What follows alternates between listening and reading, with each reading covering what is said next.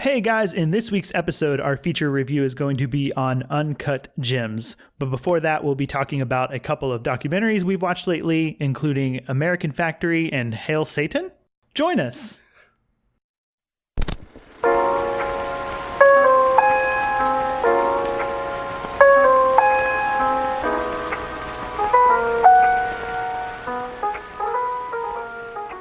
Hello and welcome to the Casual Cinecast, powered by Cinelinx. My name is Chris, and with me, as always, is a man that has a jewel-encrusted Furby around his neck as we speak. Justin, how are you doing today?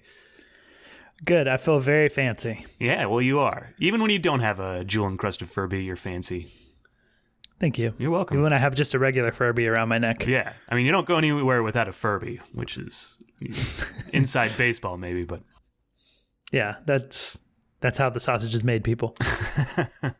Unfortunately, we are down a member. This being a crazy time of year, our only time to record was tonight, and unfortunately Mike wasn't available. So, yeah, it's just Justin and me today, so we're going to have a super fun party where Mike isn't invited.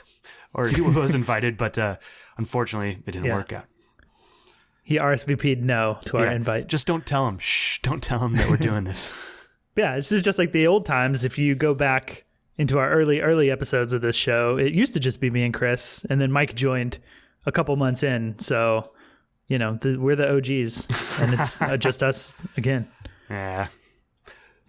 I miss Mike. Cool. So I do too. I miss him already because normally he cuts us off on these bits. Yeah, we go on for too long. And keeps us going. Yeah. But yes, if this is your first time listening, normally we do have 3 people on the show, 3 regular hosts. And also we start off every episode in a section called News on the March, where we talk film and TV news or the movies and TV that we've been watching lately. And then we'll head into our feature review where we'll be reviewing Uncut Gems. Ooh. Yeah, and in honor of Uncut Gems, Chris, I have a question that we will each answer. Are you ready? Let me adjust my tie. Okay. Let me adjust my Furby. Okay, good. My question is, what is your favorite non-serious Adam Sandler film? Ooh, that's a curveball. Yeah, everyone talks about the serious ones on as more respected cinema, but I want to know about the non-serious ones, the goofy ones, the comedies. Yeah, so I think if I were to choose one, there's actually a couple of them. Like, well, I'm not going to mention any other ones, but in case I don't want to interrupt yours or take yours. But mine would be Happy Gilmore. I watched that when I was young.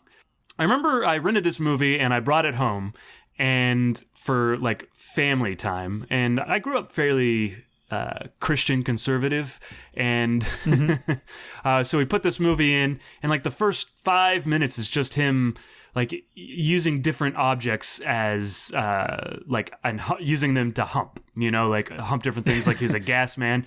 And I remember we were like about 5 minutes, and I think we had just gotten past that part, and my mom turned and said, maybe we don't watch movies like this more often, or like maybe you don't bring a movie like this home. And so yeah, I did enjoy the rest of it. And in fact, I think she did as well. But but yeah, just for that one moment where it was really awkward. Yeah, no, it's a pretty endearing movie in the end. It's one of my favorites as well. It's not going to be the one that I choose just for variety's sake here, but it does hold a special place in my heart. And I actually have kind of the opposite story. I was raised, Christian conservative, but I lived with my grandparents, and I would go visit my mom on the weekends. And I went to visit my mom, and she said, "There's this movie you have to watch. Let's go rent it." And she rented Happy Gilmore and showed it to me with great enthusiasm. So yeah, I do love Happy Gilmore though. That's a solid choice. Yeah. My choice, if you're ready. I gotta adjust my tie again. Okay, I'm ready. Good. All right, my choice is going to be The Wedding Singer. Yeah. Yeah, it's so charming, and I think he is surprisingly charming in it. Drew Barrymore is always charming, so no surprise there. Mm-hmm. But I love a good rom-com, and I think this is pretty high up there alongside other things like, When Harry Met Sally and Bringing Up Baby, and, maybe even some more recent ones that I can't think of right now, but just like really great rom-coms that I think are just fun and like put me in a good mood and I could watch anytime. Like I wore out a VHS tape of The Wedding Singer when I was in like middle school and high school. Totally agree. I picked Happy Gilmore, but I'm pretty sure that Wedding Singer is the better movie. Yeah, it's possible. It depends on what you're in for. Yeah. Happy Gilmore is certainly not a rom-com, even though they kind of shoehorn in some romance. Yeah. Yeah. What were your honorable mentions? Wedding Singer was my honorable mention. Maybe The Waterboy. I enjoyed The Waterboy as well. But that was a different time for me. Yeah, The Waterboy doesn't hold up as well. I haven't seen it probably since the theaters. Yeah, I mean, that's when I saw it and I really liked it. And of course, I watched it after that and enjoyed it. But I've watched it on Netflix within the last year or so. It doesn't hold up as well as Happy Gilmore or Wedding Singer. I do want my honorable mention I want to shout out is Funny People. I'm a big fan of. It's not super funny and it's probably too long, but outside of it not being as funny as I think it thinks it is, there's a really good story in there that I enjoy just the drama of it. Yeah, it's borderline serious. Adam Sandler's serious, though. Like, it's right on the cusp there. Yeah, okay. So forget I said that because it doesn't apply to the question. Yeah. Cool. So let me ask you this, because I just thought of this question. Would Adam Sandler's serious roles be as good without his, like, goofy bad roles? Like, would we be impressed with Punch Drunk Love if all the stuff before hadn't come? I don't think so. I mean, I don't think you can ignore what he did before and just how goofy he was, and coming from SNL and all the really goofy, silly stuff he did on that. And then, of course, his movies, things like Billy Madison, like you can't, if you've seen those, you can't ignore that. I think you would still be impressed with the movies, but, I think there are roles, we'll just pick an actor like Dustin Hoffman, right? Who just turns in like really good roles all the time, but they don't have those movies he doesn't have those movies that stick out like Adam Sandler does when he does a serious movie. I think everybody's surprised. They're like, Merowitz Stories, Adam Sandler's great in that. What? Oh, I didn't even intend to pick a movie they're both in. Yeah. Good job. But I did. Yeah. Yeah. All right. Well, one of the things we do here on the Casual Cinecast is every other week, we usually review a Criterion film from the Criterion Collection. One of the cool things is that we get to let you guys, we each choose a film, and then you guys get to choose which film we review by voting on it on the social medias. The one that's coming up very soon, I know I've been promising this for a while, but 12 Angry Men will be next week. We've confirmed that, right? Correct, yeah. Next week's episode will be a return to the Casually Criterion episodes where we'll be picking that up, doing those every other week. We'll be reviewing a Criterion film, and next week's film is 12 Angry Men. For sure. So for those of you that have been waiting on the edge of your seats, 12 Angry Men is coming out next week, and for those of you that are waiting on the edge of your seats, go back and check out our Umbrellas of Cherbourg episode, because I enjoyed that movie, and I had a good time talking to you guys about it. So, but tell me, Justin, how do they vote? So they vote on social media, specifically our Twitter account, but we do post about the link, but we do post about the poll being up on Twitter on our Facebook and Instagram account. But you can follow us on Facebook, Twitter, and Instagram at Casual Cinecast. If you want to send us your questions or topics to discuss on the movies we're reviewing each week, you can send those to those social media accounts, or you can also email those to casualcinemedia@gmail.com. And then, of course, if you haven't done so already and you like the show, you want to help other people find it, go into iTunes, give us a 5-star review, and don't forget to subscribe if you haven't. Absolutely. We thank you in advance. Yes, we do. And now that all that's out of the way. Whew, this is a lot. Mike usually does that. I know. We're really picking up his slack, aren't we? All right, so you ready to move into news on the march? Let's do it. News on the march!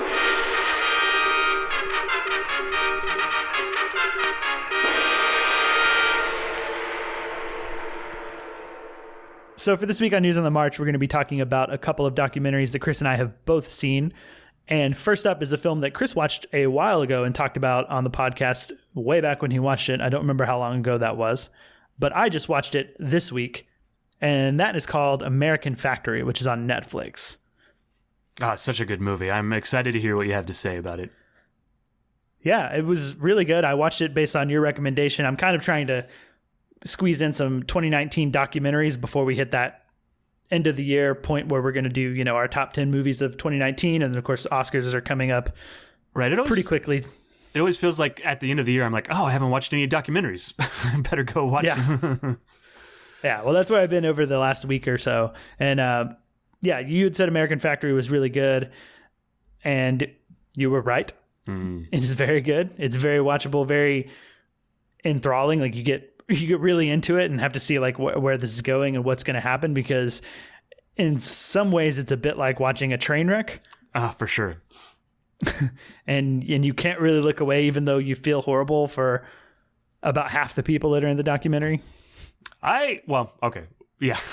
I feel bad for everybody except for the people in charge is what I would say. Yeah. Well, I guess I'm that's who I meant by the half that you don't feel bad for. Oh, okay.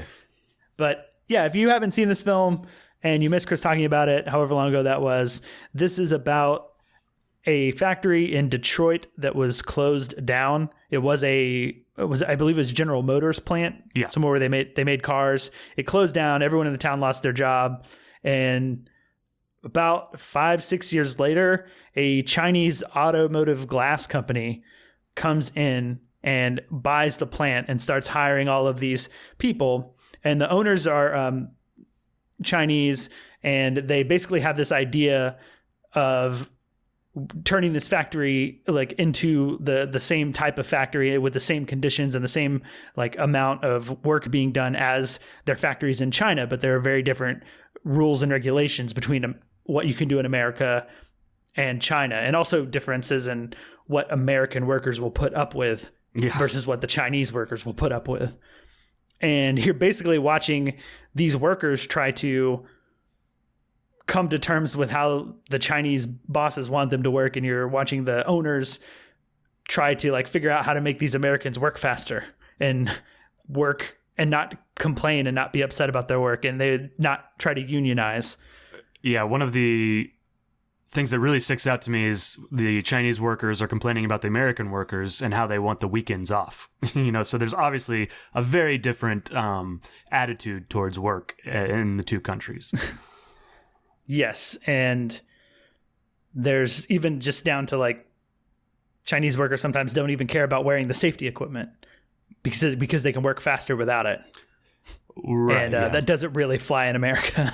No. But there's some funny moments in there, surprisingly, more than I thought there would be.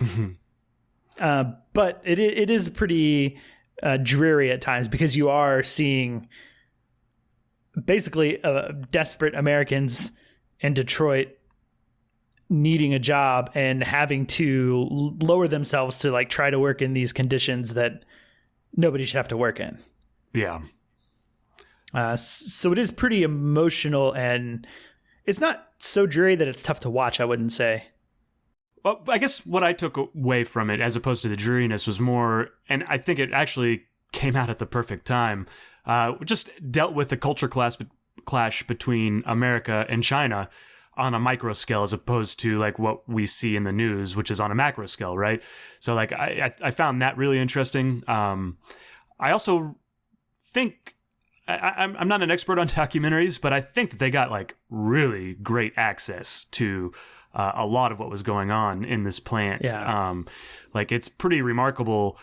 I think sometimes documentaries really come from being at the right place at the right time, and these people were at the right place at the right time several times. So yeah.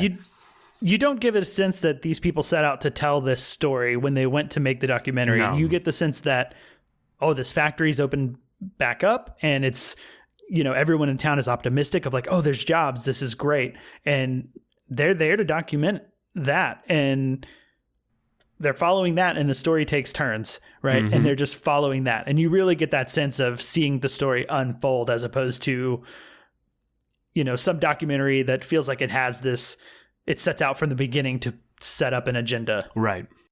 Which is probably how they got access like that, because they were very much like, hey, we're just flies on the wall. Mm-hmm. Whatever happens, happens. And yeah, I'm surprised that they filmed over in China. Mm-hmm. When they bring American workers over there at one point to observe the Chinese factory workers. Which is remarkable. That sequence is pretty remarkable, I think. But yeah, that sequence is pretty remarkable. So a hearty recommendation from you, huh?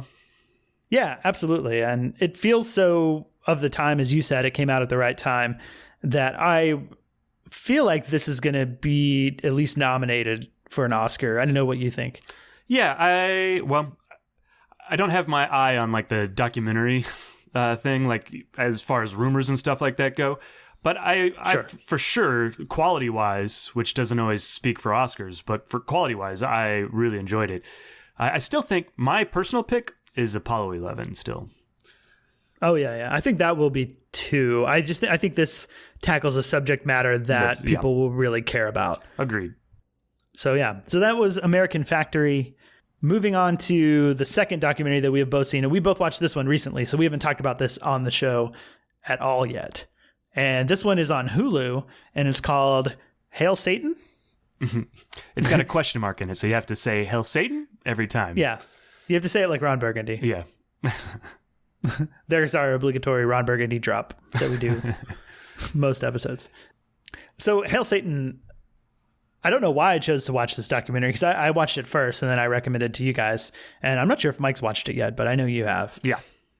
But I guess I had just heard about it, and I don't know. It seemed interesting to me. I find subjects like this that I don't know a lot about to be really interesting. You know what I mean? Like, because it's about the Satanic Temple and a little bit about Satanism. And these are things that are a little foreign to me because I'm not involved in that. Wait, you're not involved? I thought that's what we were doing every week.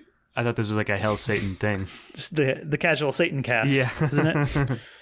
Right. But anyways, yeah, so basically I just told you what this is about. It's about the Satanic Temple, which is an organization that I think that came around pretty recently, even though there has been like the Church of Satan and Satanism around for a long, long time.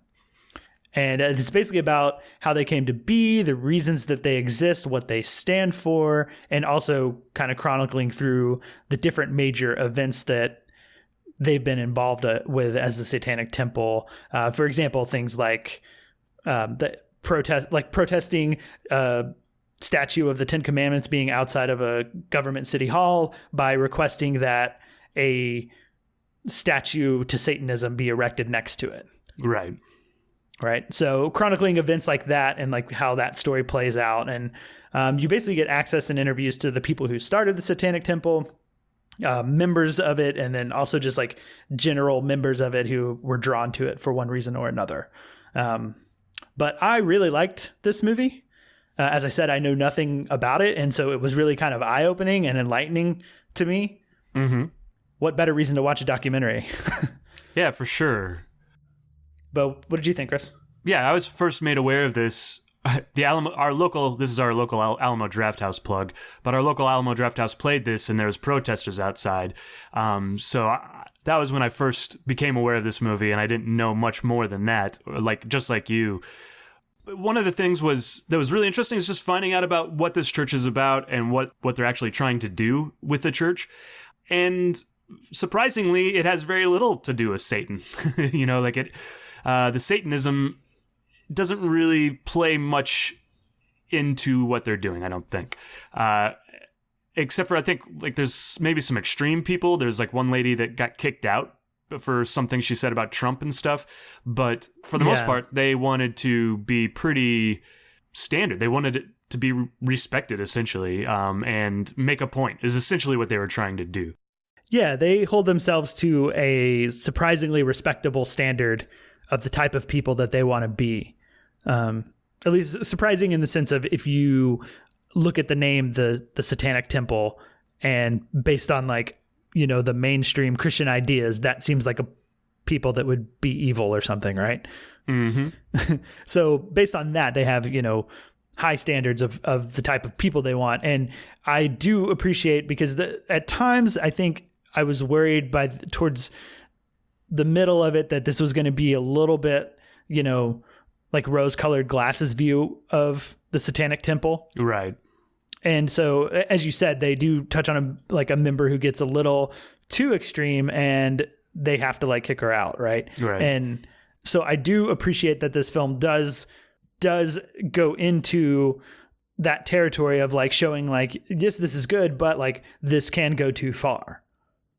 Right. And I appreciated that because it kind of brought the thing back down to reality. Just like a person of any religion or church can be an extremist. That can happen here too in a thing with such good intentions. And I actually ended up watching this movie 1.5 times. And reason being is because I started this and my fiance was in the other room. And when I started it, I was like, oh, hey, I'm going to watch this documentary on the Satanic Temple. And she was like, oh, well, that sounds interesting. Cool. And she was not that interested. And she was basically assuming these are all terrible people, exactly what you would assume if you have no idea and you just hear about the Satanic Temple. And about halfway through, she came back in and sat down on the couch with me and watched about 10 minutes of it and was and she was basically very anti-Church of Satan, anti-Satanic Temple, and was like, well, this is fairly interesting. Can we start this over? So I had to rewind and start the film over. And rewatch that first 45 minutes again, which is about half the movie. It's an 1.5-hour film. So that's why I say 1.5 times. But then we watched it the whole way through. And what I really appreciate about this movie, of having watched it with her, was to, go in with her having one opinion and a very anti this church opinion. And by the end of the movie, there was a point close to the end where she was like, maybe these people aren't that bad now that I know what they're doing and what they stand for, right? Yeah. They seem like pretty decent people, and I didn't expect that. So even, she was kind of surprised by that, as I was too. And I think that's one of the things that makes this particular documentary pretty remarkable to me. It shows you that these people are more rebelling against Christianity as opposed to joining with Satan. It's not rebelling against Christianity specifically. It's rebelling against Christianity being part of politics, and an important part of politics where they are championed as the only religion, and again, so basically against things like how we have In God We Trust on our money, and like I said, the 10 Commandments statue outside of a courthouse could suggest that Christianity is favored. So they're very against the state and religion coming together, state and church coming together. They very much want that state and church separation. Right. So they don't really or everybody should be represented, right? Yeah. Yes. Yeah. Everybody should be equally represented. No one should have any favor. Hence, if you want a 10 Commandment statue, let us put up a satanic statue. Yeah. And the idea is a little ridiculous, but that's also the point. Mm-hmm. Yeah, I think so. But it is funny. I mean, at least to me, I have a certain sensibility, though. There's going to be plenty of people this film is not funny to. For sure, those people protesting it outside the Alamo Draft House. Yeah, and I mean, those people probably won't watch it, right? Correct. If you're the kind of person who enjoys some of the things that Bill Maher does, I think in a bit of a less asshole-ish way than Bill Maher is. Some of Bill Maher's stuff, like the less asshole-ish parts of Religulous, if you like that, I think you'll definitely enjoy Hell Satan. Yeah. I do think that the one other thing that I think the title of this movie does is also the same thing that the reason they call themselves the Satanic Temple and the Church of Satan does. That is it upsets the people who read a headline and don't actually read the article or do any further research and just get outraged at the headline. These people just get outraged against because of their name, right? Mm-hmm. Which is why they chose the name, so they deserve it, right? Yeah. But I think that's something that I find so funny about this movie is that's part of the point is once you get to know these people, it's totally different than just hearing the headline and making all of your assumptions. But then we still have people protesting this film based on the name because they haven't seen it, I assume. Yeah. But I find whether it's intentional or unintentional, it's something that I find interesting about this movie is like looking at who would actually watch this movie and who would just be like, no, based on the name. No, it makes sense. Yeah. I think the people that are getting upset are missing the question mark in Hail Satan. Should we? Like they're not reading the whole thing. Yeah. Well, to some people, it even being a question, True. Would do it. But it's entertaining. I think it's funny. And if you're open to learning about something you know nothing about, I highly recommend this one. I found it fascinating for, all the way from start to finish, or from start to middle, and then from start to finish again. Perfect. Cool. Well, anything else for news on the march, Chris?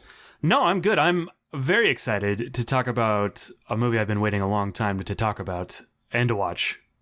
Yeah, Uncut there Gems. have been trailers, I feel like, playing for 4 months about this film. Really flooded everything with these trailers. And it's a great trailer, just by the way. It is. Yeah. Yeah. Well, on that note, should we move into our feature review of Uncut Gems? Yes. How you doing, Holly? How's it going? How are you? Good Pesach out. All right, Larry, you're a Jew again. Welcome back. I made a crazy risk, a gamble, and it's about to pay off.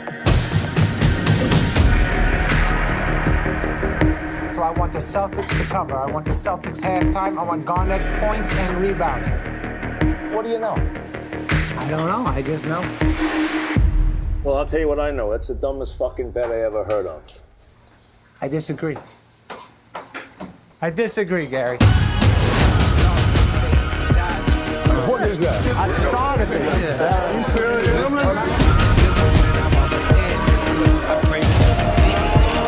You're taking my money all over town, placing bets. I'm having very serious second thoughts. Are you serious right now? I know I fucked up. Howard, where's the money right now? Howard, got my money? Howard! Is it too late? I'm done. It means nothing. It meant nothing. Please. Give me another shot. You like to win, right? This is no different than that. Black Jew power, nigga. This is my fucking way. You think I'm stupid, Howard? You and your whole fucking family. I heard you resurface your fucking swimming pool. You know how that makes me feel? Never You think your life is more important than I my don't life? know who said that. I told you about how things were gonna go. You like the way things are going now? That's my family. Get the kids out of the house. You having a good time? Yes.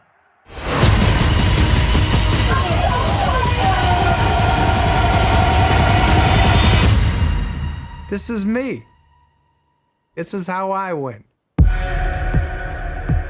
JJ, it's game night. You should be stretching out. What is he, a coach? Nah, he's just a fucking crazy ass Jew.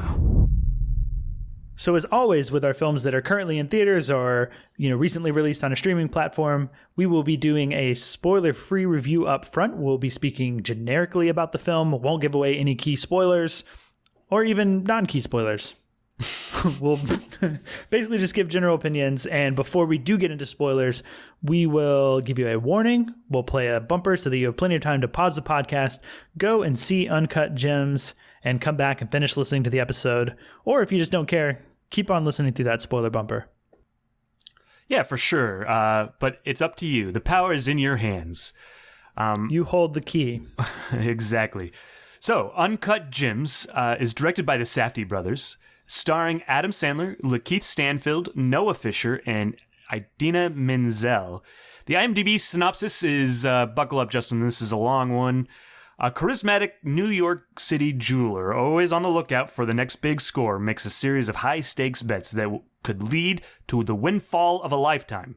Howard must perform a precarious high-wire act, balancing business, family, and encroaching adversaries on all sides in his relentless pursuit of the ultimate win. Oh, that was a long one. Man. I know. What a synopsis. For sure. That's a lot. Yeah. I mean, I'm surprised they were able to do that much and not throw in any spoilers. So, all right. give me your Uncut Gems, like, one sentence pitch. Sure.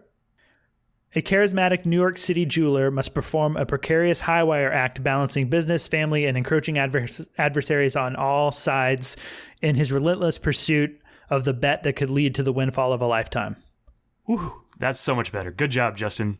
Actually, I think you that can was on edit. The fly. We did not prepare for that. I want people to know. Other than the synopsis, since we have thoroughly reviewed that, Justin, tell me your thoughts on Uncut Gems. Sure. My thoughts are, Yeah. Does anybody have a Xanax? Yeah, please. I need some CBD oil sprinkled on my popcorn while I watch this movie. For real, it's very intense, very stressful. As the very, very long synopsis says, he's very much performing this high wire act, trying to balance all of these people who want to beat him up because he owes them money, and balance his family life, and then also keep his business going when the adversaries want to, encroach on his business stuff. And he's just making move after move after move that, like, is digging his hole deeper, but also, like, sideways with the hope that one of these will lead to, like, a way out. Yeah. That he'll find, like, a hole out, I guess. And with almost every decision you make, you're very well aware, and you can easily see as an audience of, like, how bad that could go. You're like, so you're just, to me, I was like head in hands watching this of like, no, don't do that. Yeah, watching through your fingers. Oh, basically, yeah. Or like running my hands through my through my hair, like in frustration, being like, oh no. Oh, that's like the worst idea you could do. But then you also see this like glimmer of hope of how he sees, like, if I do this, then this, then this. And yeah, I mean, it's just intense and stressful without, a ton of action. It's very much a lot of people talking and him cutting deals and on the phone. And it's very gritty. I was reminded a lot of some of like the 70s crime movies, things like The Friends of Eddie Coyle and Dog Day Afternoon, in terms of the way that this film looked and just like the general vibe. And on that note, I think Adam Sandler is really incredible in this. And at times, I think he's as good as in this as, Al Pacino was in any of those like 70s movies that he did, well, The Godfather's kind of its own thing, but those like Dog Day Afternoon or, Serpico, and this isn't 70s, I guess. Maybe Serpico isn't 70s. It feels 70s, but like Carlito's Way, those like gritty Al Pacino performances is like what Adam Sandler's channeling. And I think like to a T of perfection, because I think he's fantastic in this. Yeah. Everybody's good in this, but I mean, he's the face of this movie really. And he's the key performer. And, but yeah, I really loved it. And even the soundtrack adds to the, for sure, the, tension and the mood really well. And, I don't know if there's a movie that I will love at the end of the day because I don't know how often I could watch it. Yeah. Because it's tough. Yeah. But yeah, I'll leave it there and we can discuss more. But Chris, what did you think? Yeah, I've been looking forward to this movie for, like I said earlier, for a long time, and I was super excited to watch it. And basically, I agree with you almost wholeheartedly, if not wholeheartedly. So stressful, basically from the beginning to the end. Like I walked out of the theater and like had to take deep breaths, and it's just like he's making so many decisions. And I think there are other movies where characters continually make bad decisions and in order to get out, right? And they're still not as stressful as this. I feel like this movie is the scene from Punch Drunk Love where, all the chaos is going on, and like his sisters are there badgering him, and everything's the phones falling. Phones are ringing, but except for it's extended out over two hours. That's what this movie feels like. And I think your comment on Adam Sandler is completely 100% right. I think in Punch Drunk Love, and I don't want to compare it too much to that, but I never forget that it's Adam Sandler, right? Because I think it's kind of written and taken from his previous movies, and it's all kind of it's all Adam Sandler, right? In this movie, he disappears, and I'm so stressed out that I am not thinking like, oh, what a good job Adam Sandler's doing. I'm thinking, sure, I want this guy to get out safe, like, or to finally figure something out, right? It's really great. It looks great, like you were saying, and the music is really great. Yeah, so this movie is pretty remarkable. I think I want to give it a second go because there's just so much, and I kind of want to pick apart those pieces. Like why is it so stressful? Like on the second view, and see all the things working together, right? But yeah, it's really great. I think going on to like some of the things that makes the movie so stressful without getting specific is I think you get the sense when this movie starts that Adam Sandler, or what's his character's name? Howard is a man who things don't typically go right for. Mm-hmm. Like you get the sense that he's in this situation a lot where he's balancing things that go wrong or tend to go wrong. And there's so many things that he does in this movie, so many decisions that he makes that don't end up going his way. And so when you're in scenes, even like the normal scenes of the movie, you find yourself waiting for like the shit to hit the fan. Right? Like even within that scene. Mm-hmm. So like I'll be vague here, but there's a scene where he's hiding in a closet. Yeah. And in that scene, I am waiting for something to go wrong. Even though there's not necessarily, that scene doesn't have anything specific to do with like all of the other things that he's been doing in this movie, but it's like I'm watching it and I'm like, what else is going to go wrong in this scene? Just let it happen. Please pull the Band-Aid off.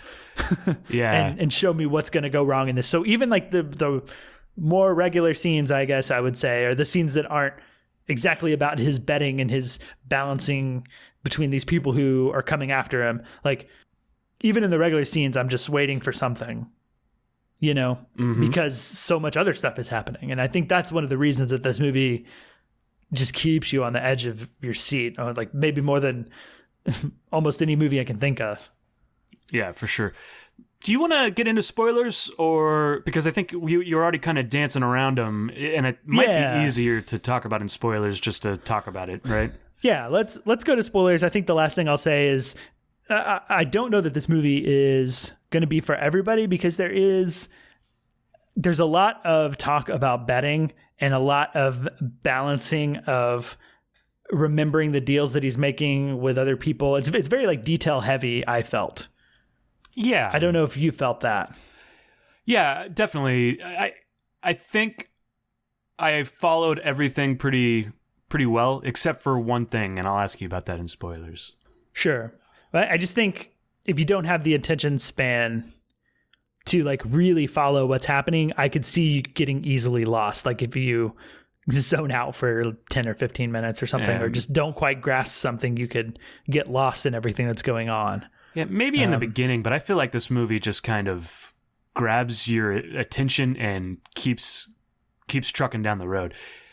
Yeah, I agree. I guess I'm thinking about that, just because I saw a couple come in to the theater and one of them left about 40 minutes into the movie and just seemed super bored and confused and just being like, what is this? What's going on? And that person left and the other person stayed. So like, to me, just watching it, it felt like the person who left didn't get it and wasn't like able to follow the movie and just found it boring because of all of that stuff you have to follow. And the other person was into it. Right. I don't see how that could happen, but I guess to each their own. Yeah. Yeah, definitely. I recommend this movie. It's very intense, very suspenseful. So be prepared for that. I would compare it in terms of suspense to other, like the most like suspenseful movies I can think of, which one of them, if you've seen the older film, The Wages of Fear, where they are carrying trucks of nitroglycerin across mountains, just to give you an example of how this film feels. Yeah. But yeah, okay. So you ready to move into spoilers? Let's do it. No, I guess Rosebud is just a piece in a jigsaw puzzle. How many cigarettes you got up there? I'll tell you all about it. Things are going to start happening to me now. And here we go. All right, Chris. So real quick, though we're in spoilers, I can kind of talk about that closet scene. It's the one where he's in the closet and he's surprising the girl, like his mistress, girl that he's having the affair with. But I guess I kept expecting, because she didn't know he was there, I kept expecting her to like walk in with some other dude, right? Or at some point right before he's about to jump out and like, have sex with her or something, that like some henchman or whatever, like person who's after him is going to come in, or he's like sexting her and like I think he's going to accidentally sext his wife or something. Yeah, there's like, a lot of things that could go wrong in that moment. Yeah, it just feels very like Murphy's Law all the time in this movie. Yeah. or he's going to jump out to like surprise her and she's going to like mace him. Yeah. Or be pissed that he's in her apartment. I don't know. I just... Yeah, that scene actually went surprisingly well for all the things that could have gone wrong. Yeah. Nothing happens, but that's what... And I shared suspense then. That feeling, as soon as he goes in the closet, I'm like, there's going to be, she's with another guy, blah, blah, blah. There's like all the things you felt too. I was like, I was waiting for that other shoe to drop in that, but it didn't in that one. It doesn't in a lot of other places. Yeah, it does plenty of other times. Yeah. That's what works. So I wanted to ask you about the opening scene, and kind of the opening sequence. I find really interesting because it has nothing to do with Adam Sandler or his character or what's going on. It has to do with the Uncut Gems. It kind of reminds me of Jurassic Park, the opening to Jurassic Park, right? Where they find this cold open. Yeah, this gym, and I actually listened to an interview with the Safdie Brothers, and they were talking about how it's so universal. Like, one guy is on one side of the planet, like worried about a free throw, and the other guy is on the other side of the planet, worried about his, like his leg breaking or the equipment not working for him in the correct way, And in a way, this movie's, once you like kind of take a step back, it's much more broad than just Adam Sandler's problems, right? It's everybody, like it kind of, what's that movie, New York Stories, or it's a crime story, and it starts, there's 1,000 stories in the city, and this is just one of them, right? And so you start off in this really wide screen, and you kind of just zoom in on the one Adam Sandler story and the problems that he is going through. So I did find that interesting. How about you? Yeah, definitely. And, you can't help but think of what these people are doing and what they're going through. And they make a point of it later in the film of, their compensation for this versus then it gets shipped around the world to New York, or they're in New York, right? Or is it Boston? New York, for sure. New York, okay. So the gyms that get dug up there for, small potatoes in terms of wages, like get sent around the world to Adam Sandler, and he's thinking, I'm going to sell this thing for $1 million. Yeah. And, they even bring up that point of, like, why wouldn't, I think it's Kevin Garnett that asks him, like, why wouldn't the person you got this from just sell this for that much money? Like, you're just taking it and profiting, right? Yeah, it's all and profit for you. And profit on the back of, like, these poor people in this place, like, breaking his leg, much like we talked about with American Factory, like these unsafe working conditions. And real quick, I wanted to pause because neither one of us mentioned it, but Kevin Garnett is really amazing in this film. Like, for sports, like a guy crossing over from sports to, movies, it doesn't work out this way very often. And he is really, really good in this film. Yeah, surprisingly good. I thought he was going to be pretty minimal based on the trailer and maybe not say a lot, and maybe Lakeith Stanfield was going to be his parrot, and talk a bunch for him. But no, he's in scenes where it's him and Adam Sandler one-on-one, and he holds his own, and it was never distracting for me.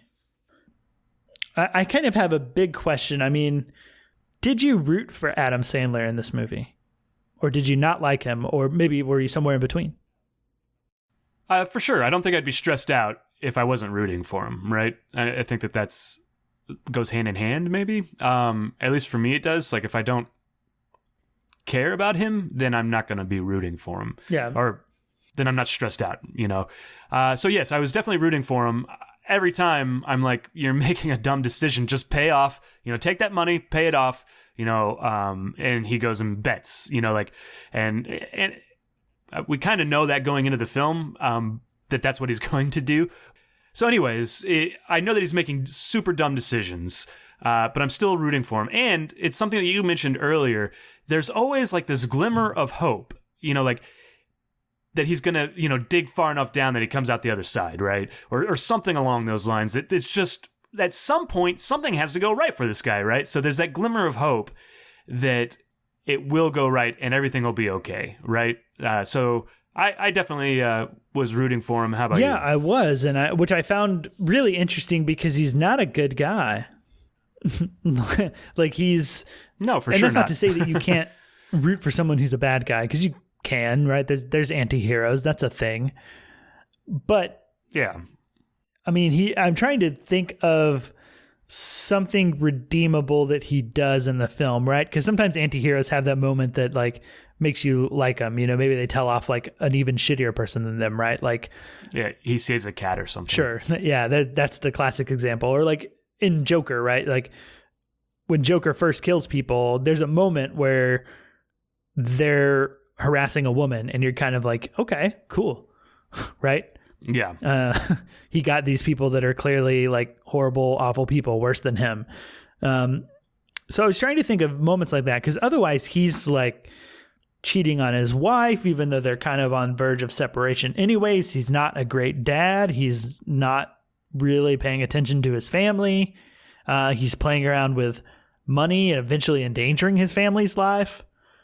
He's stealing from like his employees, because Lakeith Stanfield has put like his watches that he wants to sell into Adam Sandler's safe, or Howard's safe, and then Lakeith Stanfield realizes that they're gone. So the only option, I don't think the movie comes out and says it clearly, but Adam Sandler's probably gone off and pawned those, Yeah, like, or they're the watches that, remember, people keep like getting them, and they're like, oh, what is this watch? Is a $20,000 watch? He's like, yeah, it's $20,000. It's like, it's not mine. Or he'll be like, yeah, take it. It's $20,000. So like, I think that's where he keeps pulling those watches from. So he's like giving them away, or like getting them taken away when he gets beat up. Yeah, you're right. There isn't much.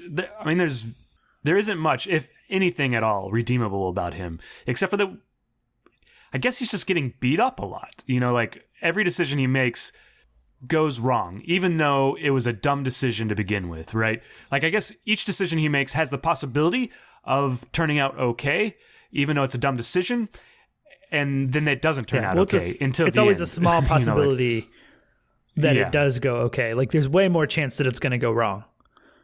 Maybe. So at the very beginning, he places a bet with, of course, someone else's money, and he wins.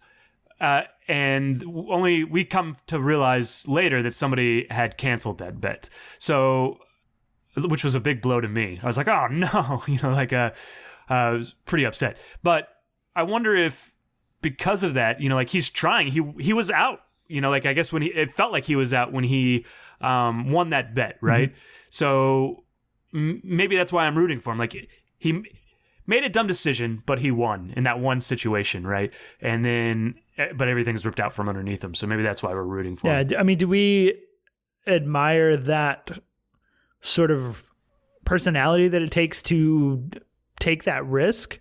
And no, we don't. Okay. I mean, I don't. I think because he's making dumb decisions. Do we admire it in the way that we, dream of winning the lottery or something? Okay. Yeah, I guess like, because it's not any dumber of a decision, in my opinion. Well, except that you have people who will come beat you up, I guess. But, on a probability scale, it's not necessarily any dumber than buying a lottery ticket. Well, it's actually probably a better probability than buying a lottery ticket. Sure. But I think the problem is that like it's as if you gave me $10 that I was supposed to pay you back, and the only way I can pay you back is if I buy 10 lottery tickets, type of thing, and then I lose on all of them, right? Or somebody steals my lottery ticket and I can't pay you back. Super low stakes, but $10 means a lot to me. Yeah, so I understand. But yeah, I guess I do try to figure out. And maybe it's just us, but I think a lot of people are really connecting with the film and really feel what we're feeling. And I think you correctly point out that like if we didn't feel that, or we wouldn't feel that if we didn't care for him or didn't like find ourselves invested in him for some reason. Yeah, we'd be bored. Yeah, and would the ending work on the film, like if it wasn't for our investment in him, you know, when he wins, everything goes right, and he opens the thing, and that guy shoots him in the face. Yeah, so I want to pause here real quick. I know we're kind of talking about some other stuff too, but that ending. I knew that he could win, but he was going to have to lose something, right? Mm-hmm. And you know, because I just didn't expect it in that way, and that fast and that sudden. Like that ending shocked me. I don't know how you felt about that. Totally shocked me.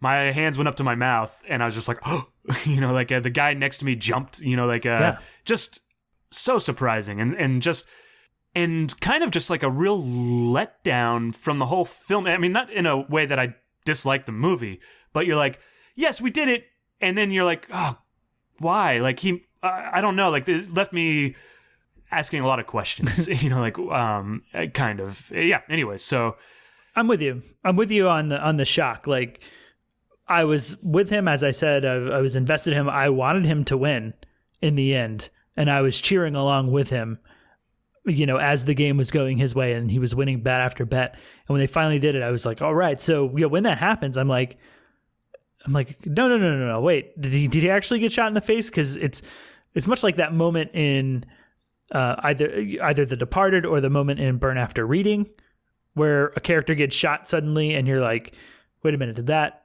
happen? Or yeah. maybe they didn't actually get shot like totally in the head, and they're fine, and maybe they're not dead, you know, because I don't want this person to die. And it's not too often that I feel that way in a movie. Yeah. Like that's how much I was pulling for him, kind of is. And so it's shocking. Yeah, I was like, oh no. And I was sad. What is it saying with that ending? Because I mean, I think those are the questions that I was left with, you know, like, is it saying something larger about life, or just about the type of person he was? Or, you know, what do you think? Well, I think after those initial moments, and maybe as I'm walking out of the theater and kind of thinking back, it's like, well, you can't be disappointed that that's what happened to him, because look what he's doing. He's playing with everybody. He's playing with these dangerous people. Maybe you hit this point, and this is probably a very similar way that Howard feels about himself, is like, I could keep doing this, and like, oh, that, you know, that's never going to happen to me. You know, I won't quite get there. You know, I won't push it that far. Yeah. And you kind of, at least I kind of felt that way, I think, of like, oh, that's not going to happen to him, or something like that. Or he's won, right? Like, and he pulled it off, so they can't be mad. And then I think it's in hindsight, you're like, he kind of has it coming. So maybe that's part of what you're supposed to feel. Well, did he have it coming? Because he had just won. I mean, I guess he had kept those people locked up in that room for a while, and maybe that guy was just done. But, like, he had the money at that point. You know, like, at that point, my worry was the girlfriend, you know, like the mistress. Like, that she was going to get killed, or that, like, they were going to take the money from her, or that she placed the bet on the wrong thing. You know, like, I was very worried about that for a little bit. Well, it's not about winning or losing, right? It's the path that you take to get there. Oh, but I felt like all he had to do was pay back the money, and I guess at that point the guy didn't care about the money anymore. Yeah. You know, like he's like, I can rob this store. You know, like you kept me locked up in here for a long time. We've been chasing you for like 4 days.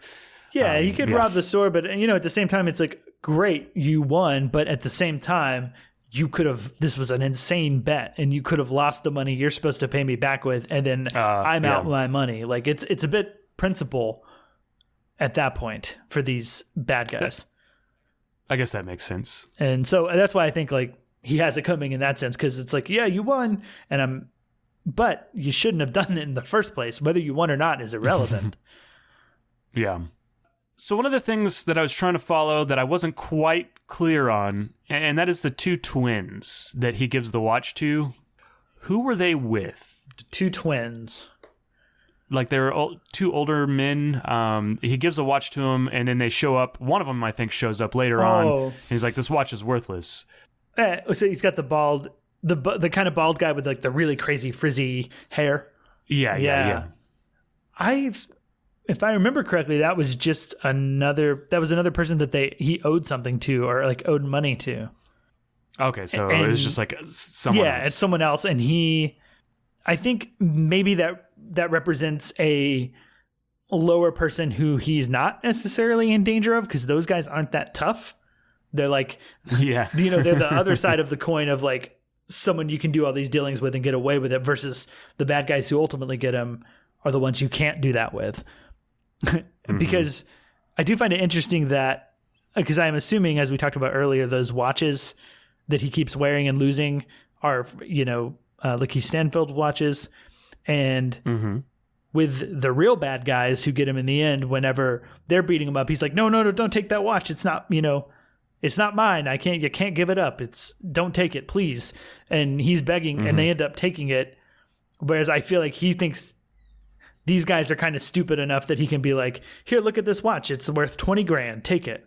Like what I mean? Yeah. It's like, that's the difference in these two guys, is he can like bullshit these guys and whatnot. So you kind of see both sides, maybe. Yeah.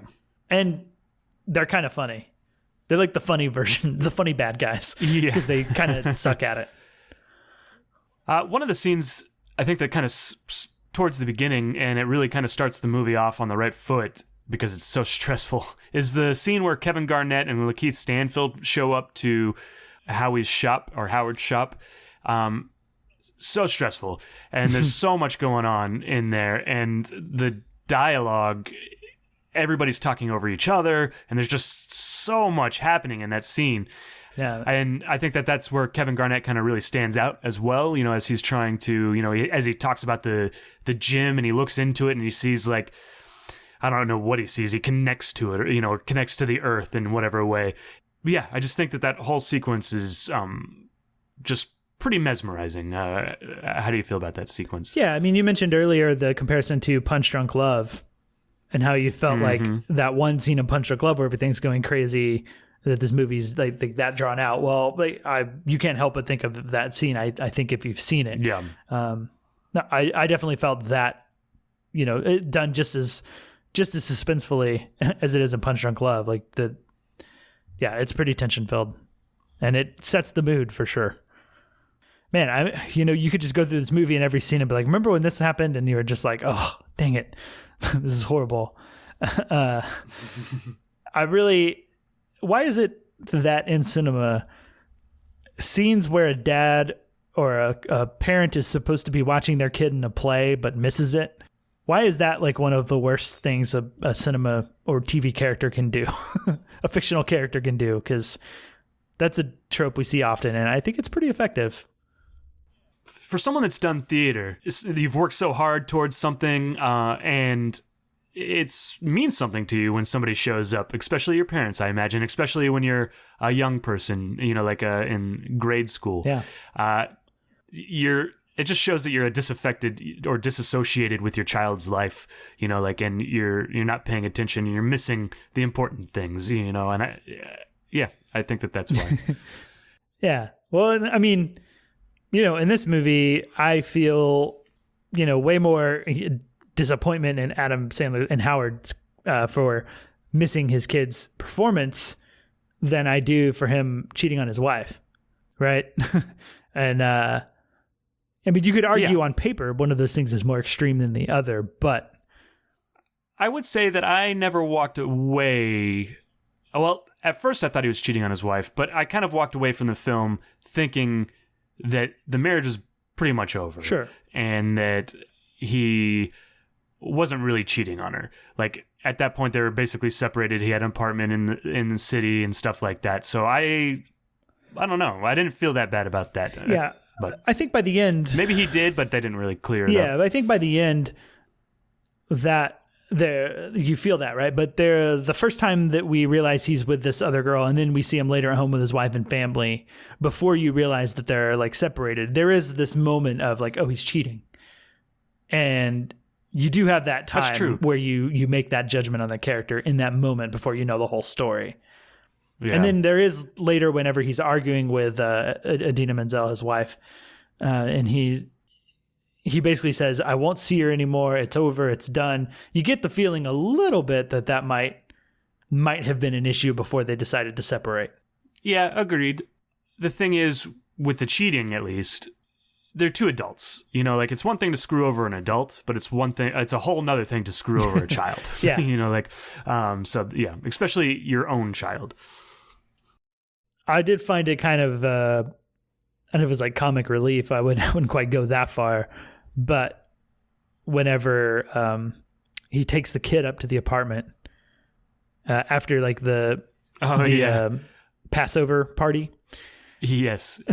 And yeah, he takes the kid up and the kid's like, go take a shit or go take a crap, whatever. And so he's just knocking on the doors. Yeah, the guy from the dad from Good Times. Yeah, which was awesome. Yeah, that was super awesome and funny. And what do you think about a touch like that?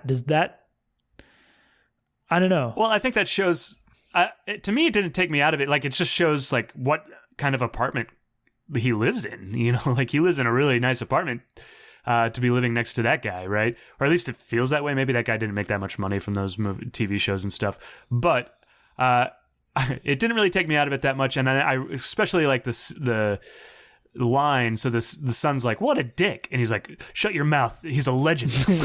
Yeah. That's pretty good. And I think that was one of my favorite ways that something went wrong for him, because you get to that point of, you think that, because when the kid's going to go up there with him, he's like, oh, he can't go up there with him because the girl's going to be there. And he can't, the kid can't see that he's cheating on his mom, right? Because the kid doesn't know anything about their potential separation. Yeah. Right. And he finally gets away, and him and the kid are walking back downstairs. The kid didn't see anything. And the kid's just like, so who's like the young girl that lives in the apartment with you? Like, that guy told me you have this like young girl who's like real hot, and you bring her over there with you or whatever. And you're just like, oh, yeah. Yep. Nothing goes right. Yeah. I like that one. Well, do you have anything else you want to talk about with Uncut Gems specifically?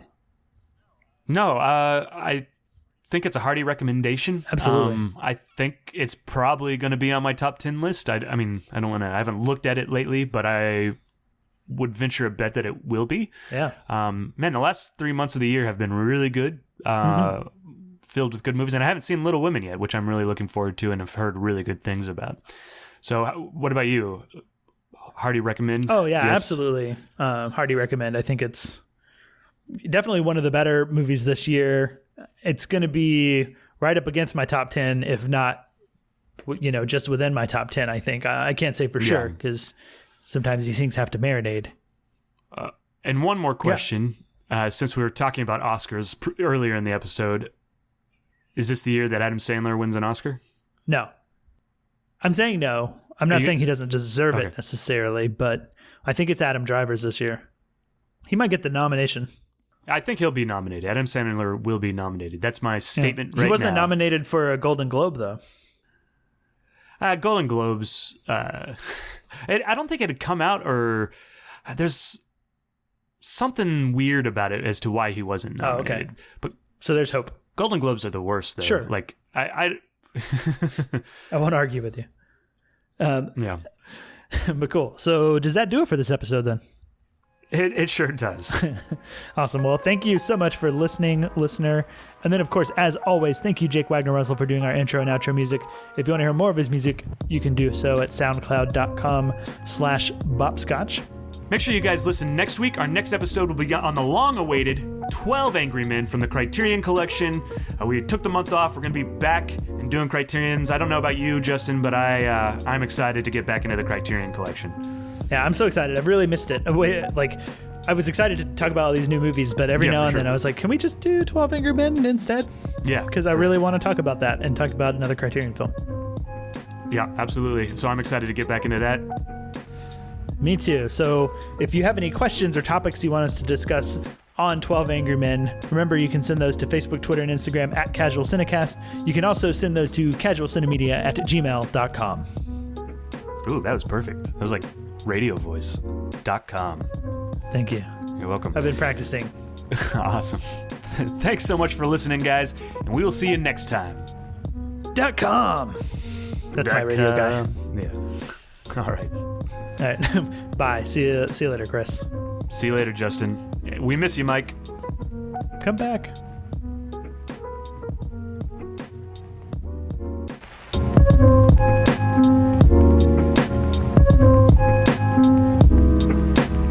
Thank you.